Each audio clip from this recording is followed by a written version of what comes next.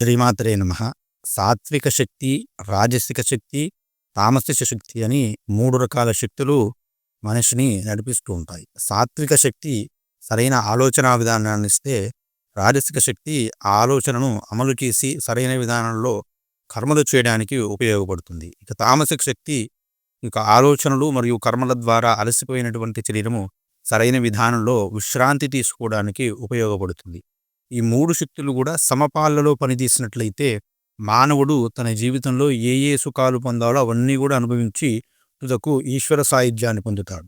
అలా కాకుండా ఇవి క్రమం తప్పితే, అదుపు తప్పితే, అంటే తామసిక శక్తి అధికంగా అయితే సోమరితనం రావడము, రాజసిక శక్తి అధికమవుతే లోభత్వం రావడము వంటి ప్రమాదాలు అనేవి జరుగుతూ ఉంటాయి.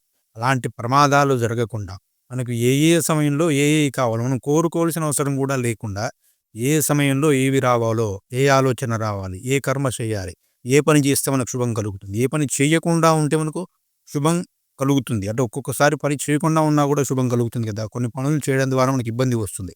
ఆ ఇబ్బంది రాకుండా మనకి ఏది శుభమో అది మాత్రమే చేయించగలిగే విధంగా అమ్మవారు మనల్ని అనుగ్రహిస్తుంది. అలా అనుగ్రహించేలాగా దేవి భాగవతంలో వ్యాసుల వారు ఒక అద్భుతమైనటువంటి శ్లోకాన్ని ఈ లోకానికి అనుగ్రహించడం జరిగినది.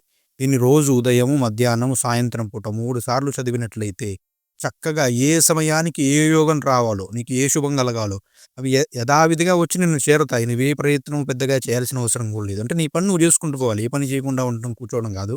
మన పని మనం చేసుకుంటూ పోవాలి. నిజాయితీగా శ్రద్ధగా చేసుకుంటూ పోతే మనకు రావాల్సినటువంటి గొప్ప యోగాలన్నీ కూడా వాటంతట అవే వస్తూ ఉంటాయి. ఒక్కోసారి మనం ఎంత కష్టపడ్డా కూడా ఫలితాలు రావు కదా.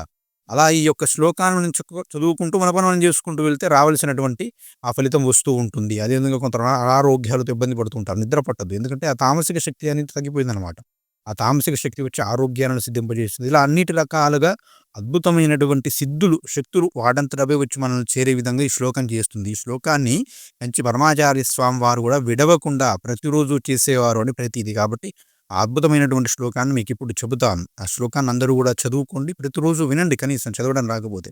తద్వారా ఆ 3 శక్తులు మనకు అనుకూలంగా మారి సర్వశక్తులు మనకు సర్వసిద్ధులు లభించేలాగా చేస్తాయి. అన్ని పనుల్లో విజయం సాధించేలాగా చేస్తాయి. ఇప్పుడు ఆ శ్లోకాన్ని మనం విందాం. సృష్టౌయా సర్గరూప జగదవన విధౌ పాలినీయా చ రౌద్రీ సంహారే చాపి యస్య జగదిదమఖిలం క్రీడనం వ్యాపరాఖ్య పశ్యంతి మధ్యమాధో తదను భగవతి వైఖరీ వర్ణరూపా సా అస్మద్వాచం ప్రసన్న విధి హరిగిరిష రాధితాలంకరోతు అని అద్భుతమైనటువంటి శ్లోకాన్ని మనకు వ్యాసుల వారు అందించడం జరిగింది. సృష్టవ్య సర్గరూప చేసేటప్పుడు బ్రహ్మరూపంలోను, పాలన చేసేటప్పుడు విష్ణు రూపంలోను, అదేవిధంగా రౌద్రి ఆ ప్రళయకాలంలో మహారౌద్రుడైనటువంటి రుద్ర రూపంలోను ఉండేటువంటి ఓ తల్లి మమ్మల్ని అనుగ్రహించు, అన్ని విధాలు కూడా మాకు అనుకూలమైనటువంటి ఫలితాలను ఇవ్వు అని అద్భుతమైనటువంటి విధానంలో ఆ ప్రార్థనా శ్లోకాన్ని మనకు అందించడం జరిగింది. దీన్ని నిత్యము కూడా వినండి, 3 పూటల చదువుకోండి, నేర్చుకొని అద్భుతమైనటువంటి ఫలితాలు వస్తాయి. శ్రీమాత్రే నమః.